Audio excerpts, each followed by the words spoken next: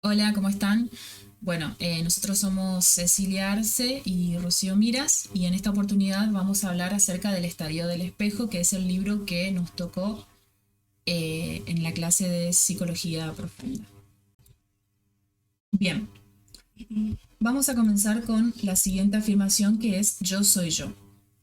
Esta definición que se emplea es para referirse al sentimiento de identidad y es una certeza tranquilizante sin sentir extrañeza o enajeno.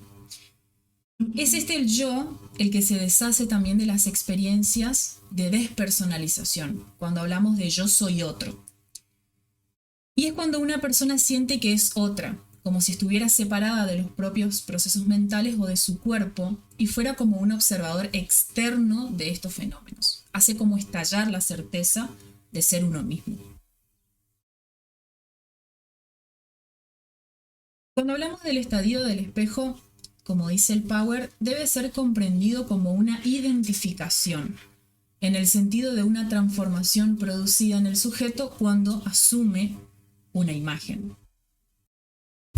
Bien, entonces el estadio del espejo comienza a partir de los 6 meses del niño, cuando él se reconoce o se ve por primera vez al frente de un espejo. Y para ello dice Lacan que aparecen dos procesos como mínimo que se deben tener en cuenta para que se produzca este estadio del espejo. Uno es la suficiente maduración de las áreas del cerebro, especializadas en la percepción y procesamiento de la información visual.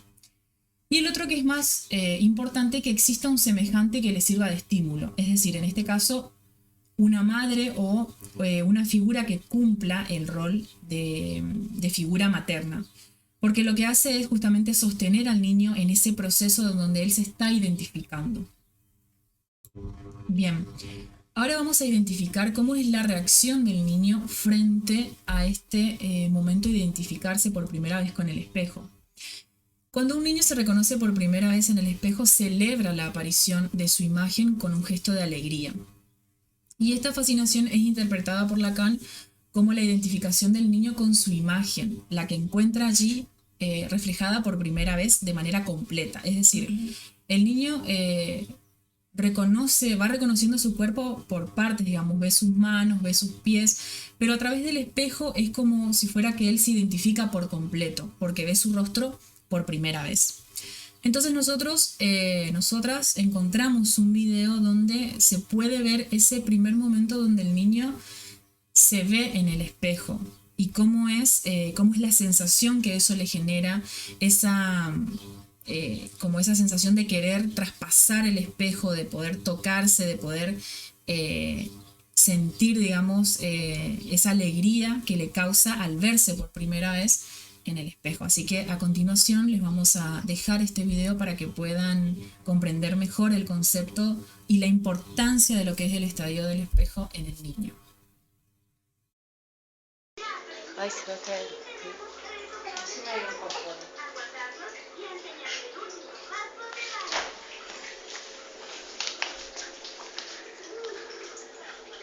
¿Te estás besando, Pili?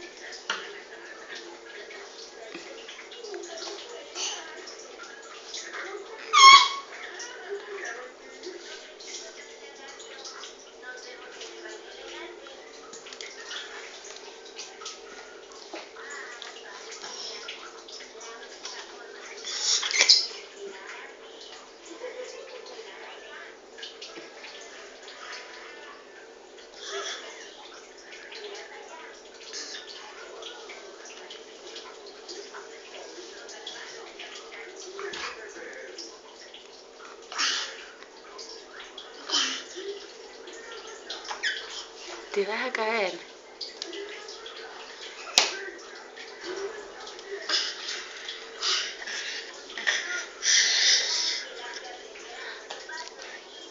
No te quieras parar porque te vas a caer. ¿Qué te digo?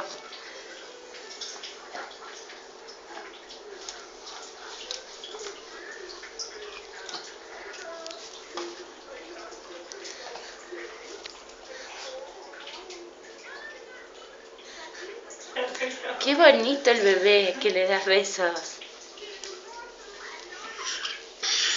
Es hermoso ese librito. Bueno, vamos a hablar sobre algunas observaciones previas sobre la idea del estadio del espejo. Y en este caso encontramos a Narciso. No sé si muchos habrán podido conocer el mito de Narciso, que pertenece a la mitología griega. Narciso era un joven con una apariencia bella y hermosa y muy llamativa, donde todas las mujeres y hombres quedaban como enamorados de él. Pero este los rechazaba a todos. Entre los jóvenes heridos por su amor estaba la ninfa Eco, quien se había disgustado a Hera y por ello ésta le había condenado a repetir las últimas palabras de aquello que Eco dijera. Por lo tanto, era incapaz de hablar a Narciso de su amor. Pero un día cuenta la historia que cuando él estaba caminando por el bosque, ella lo siguió. Cuando él preguntó, digamos, en el medio del bosque si había alguien aquí, Eco respondió aquí, que eran las últimas palabras que Hera le había condenado a repetir a Eco por esta pelea que habían tenido entre ellas. Entonces Narciso le grita que venga, ven, le grita. Después de responder, Eco salió de entre los árboles y fue con los brazos abiertos a Narciso. Pero él cruelmente se negó a aceptar su amor, por lo que la ninfa, desolada, se ocultó en una cueva y allí se consumió hasta que quedó solo su voz. Para castigar a Narciso por este acto que tuvo con Eco, Némesis hizo que se enamorara de su propia imagen reflejada en un estanque. En una contemplación absorta, incapaz de separarse de su propia imagen, acabó arrojándose a las aguas. Y se dice que es el sitio donde su cuerpo había caído y creció una hermosa flor que hace honor al nombre y a la memoria de Narciso. Bueno, ahora vamos a la definición.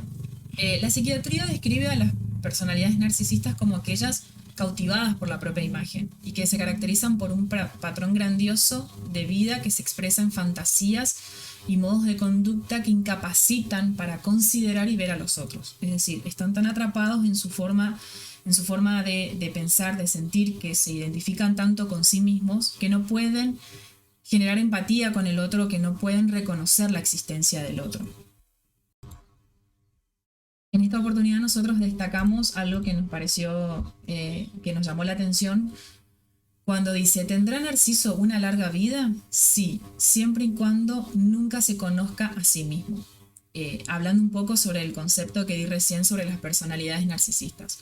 Es decir, el no poder tolerar, digamos, la frustración o que son personas imperfectas, hace que si el día de mañana puedan identificarse como verdaderamente son, que son personas que tienen tanto virtudes como defectos, esto podría alterar mucho a su ego. Bueno, otro autor también que nosotros destacamos es Descartes, que todos conocen la expresión pienso, por lo tanto existo. Él dice que los sentimientos son engañosos, que los sentidos no son confiables, pero que los seres humanos conocen el mundo justamente a través de los sentidos. Ahora bien, si estos sentidos son engañosos, ¿cómo estar seguro de que lo que se conoce es cierto? Por ello entonces Descartes utiliza una herramienta para alcanzar el conocimiento, que es la razón. Como primer paso, propone desconfiar de todo lo aprendido hasta el momento, dado que fue aprendido a través de los sentidos. Entonces dice: voy a dudar de todo, de lo que veo, de lo que oigo, de todo lo que siento. No creeré nada de lo que me han contado, dudaré incluso hasta de mi propia existencia. Pero hay algo de lo que uno no puede dudar de que duda, no puede dudar que estoy pensando. Eso es por ahora la única certeza con la que yo cuento. Pero el pensamiento, la duda, no se manifiestan en el vacío. Es necesario que alguien exista para que esto se produzca. Por eso nosotros destacamos esta frase que es necesario que exista alguien que piense, que dude, para que ese pensamiento, esa duda existan. Y ese alguien que soporta el pensamiento y la duda soy yo. Pienso, por lo tanto, existo. Bien, y como último autor tenemos a Sigmund Freud, que en este caso vamos a hablar acerca de sus tópicas. Nosotros seleccionamos la segunda tópica que se compone de 3 instancias: el ello, el yo y el superyo. Freud presenta el ello en primer lugar como un cúmulo de pasiones, como un reservorio de energía. Y es quien demanda satisfacción, por lo que las personas se ven enfrentadas con la tarea de domesticar sus exigencias. Bajo la mirada moral del yo, del superyo, se esconde el ello, que se ha vuelto sádico y disfruta de la imposición de las reglas. Goza del establecimiento de prohibiciones y también de la culpa que genera. Freud establece que el yo de esta segunda tópica está sometido a un triple vasallaje. En este caso, cuando hablamos de los 3 componentes, dice, bueno, en primer lugar está el ello, que es como dice allí, un cúmulo de pasiones, que todo el tiempo pareciera que quieren salir al exterior. Entonces allí aparece el super yo, que es bajo la mirada de juez, que le dice, estas cuestiones son prohibidas o estas cuestiones no están buenas a llevarlas a cabo. Entonces el yo se ve como en una situación conflictiva en tanto aquellas pasiones que desean salir al exterior y el super yo que todo el tiempo trata de imponer ciertas reglas o prohibiciones. Es por eso que el yo aparece como un pobre personaje esclavizado por su pretensión de ser representante de la totalidad y custodio de la supervivencia del conjunto, y aún así confirmar y consolidar su identidad. Es decir, está todo el tiempo sujetado tanto a sus sentimientos totalmente reprimidos por el ello, y por el otro lado a todas las prohibiciones que el super yo le genera. Bueno, voy a comenzar hablando sobre la expresión yo deseo que ese seas tú, y esto hace referencia a la madre que sostiene a su hijo enfrente al espejo, que le sonríe y le señala una imagen y que parece decir yo deseo que ese seas tú. Esta función de sostén, que habitualmente es llevada adelante por la madre, es una pieza fundamental del armazón teórico de Lacan. Mucho más allá de la necesidad práctica del niño de recibir auxilio ajeno para poder observarse en el espejo, la cría del hombre depende vitalmente de su madre. Ahora bien, se realizó un estudio acerca de esta relación entre la madre y el hijo con el fin de poder comprender cuáles son las consecuencias que tenía la salud física y psíquica del pequeño. Y no hay conclusiones, no hay dudas en cuanto a que la cría humana depende del amor. Bueno, ahora voy a hablar sobre la carencia del amor, que esta produce 2 efectos diferentes. Uno de ellos es el hospitalismo, que es una profunda alteración que es física y que se instala progresivamente en niños muy pequeños y que están internados en instituciones y que sufren de una seria carencia afectiva. No es suficiente con darle abrigo o alimento, sino que el niño necesita de los cuidados de una persona con quien poder establecer una relación afectiva estable. Cuando un bebé se ve separado de su madre después de los 6 meses de edad, una vez que ya hay una relación afectiva estable entre ellos dos, las consecuencias pueden desaparecer si estos se vuelven a encontrar. Pero en el caso de que exista una carencia total y precoz, los trastornos pueden hasta provocarle la muerte. Bueno, otro de los efectos de la carencia afectiva es la depresión anaclítica, que es un síndrome depresivo que se observa en los bebés durante su primer año de vida. Y este fenómeno se origina cuando los bebés son privados de los cuidados de una figura materna por un periodo prolongado. Anaclítico significa apoyo. Entonces, la depresión anaclítica hace referencia a la importancia del apoyo de un adulto para el niño. El niño se apoya en el amor de su madre y depende de ella para poder obtener su bienestar.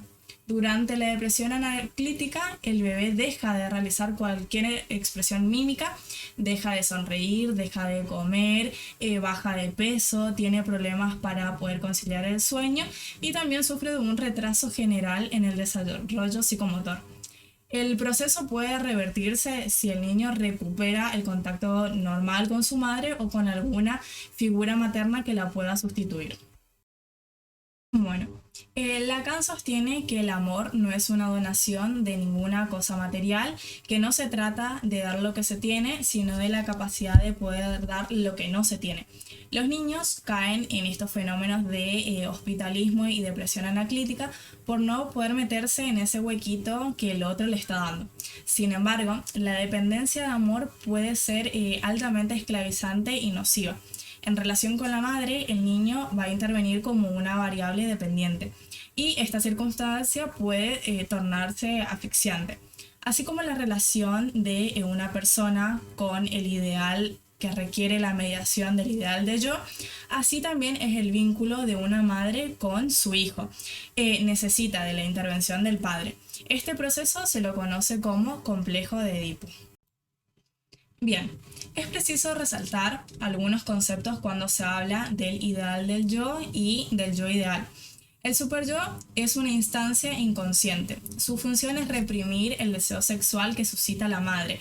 El ideal del yo, por su parte, ejerce una presión consciente en favor de la sublimación y da las coordenadas que le permiten al sujeto poder asumir una posición sexual en tanto hombre o mujer. Ahora bien, aparecen estas preguntas que dicen: ¿qué impulsa a una mujer a transformarse en madre? El niño necesita de una madre, tanto en el aspecto vital como amoroso, pero ¿para qué querría ella un niño? Freud pone en duda lo que comúnmente se denomina instinto maternal y dice que si esto existiera no habría niños abandonados por sus madres. Luego Freud invierte esta pregunta y dice: ¿cómo es que hay madres que no se desprenden de sus crías y cómo hacen las madres biológicas para aceptar y por lo tanto adoptar a sus hijos biológicos? La respuesta se encuentra en la noción psicoanalítica de falo. Bueno, Lacan desprendió el concepto teórico de falo en su anclaje anatómico en el pene. En el campo de lo imaginario se le llama falo a todo aquello que parezca colmar a la madre, al otro del niño que le está en falta. Frente a la pregunta de cuál es el deseo de la madre, qué es lo que le hace falta, falo es todo aquello que conteste a esa pregunta. Imaginariamente, a los ojos maternos, fálico equivale a deseable. El falo imaginario es lo que le falta a la madre para poder sentirse plena, ya sea hijos, poder, fama, fortuna, hasta un marido. Esta condición de deseante es el resultado de la resolución de su propio complejo de Edipo.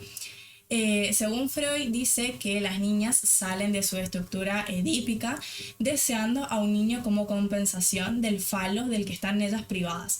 Entonces se produce esta equivalencia, quiere decir falo es igual a niño.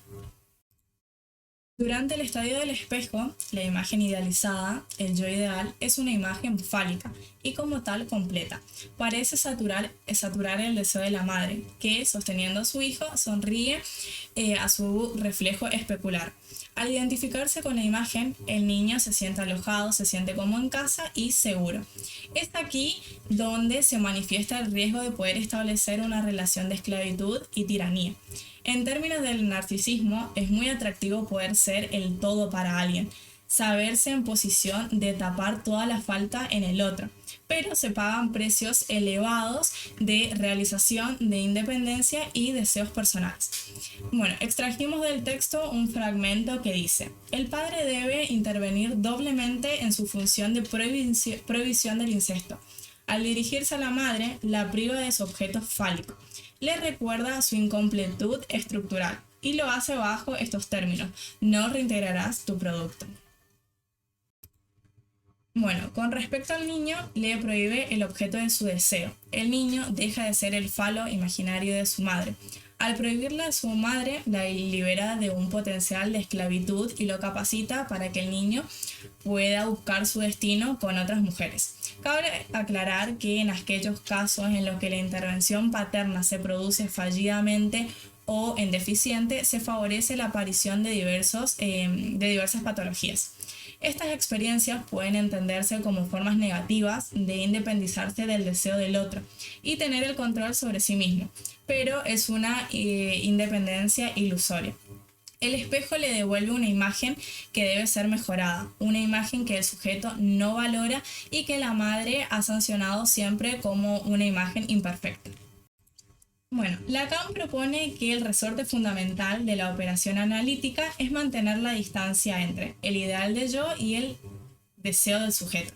El ideal demanda que las personas, para poder ser amadas, desean en concordancia con la ideología vigente, que lo hagan desde el punto de vista en que se vean dignas del amor del otro y que hace a la pertenencia a una comunidad. El ideal masifica, es para todos. El deseo, en cambio, va a personalizar, se singulariza. Es un deseo original de cada uno y no se trata de eliminar la función del ideal, sino de poder sostener una diferencia, la medida entre el ideal y el propio deseo. Bueno, para finalizar, nosotros le queremos plantear una duda que tiene que ver con todo el trabajo que fuimos desarrollando. Bueno, ¿qué sucede entonces si el niño, por alguna circunstancia, no se encuentra con ningún espejo en la edad en que, según la descripción, debería pasar por su estadio? ¿Vale? Bueno, hasta acá llegó nuestro trabajo, que tenía que ver con, bueno, como vieron, con el estadio del espejo, que es un proceso muy importante para todos los niños, que es importante que lo puedan transitar. Espero que se haya comprendido y le dejamos la duda anterior para que lo podamos desarrollar en clases, a ver qué opinan. Gracias. Chao, gracias.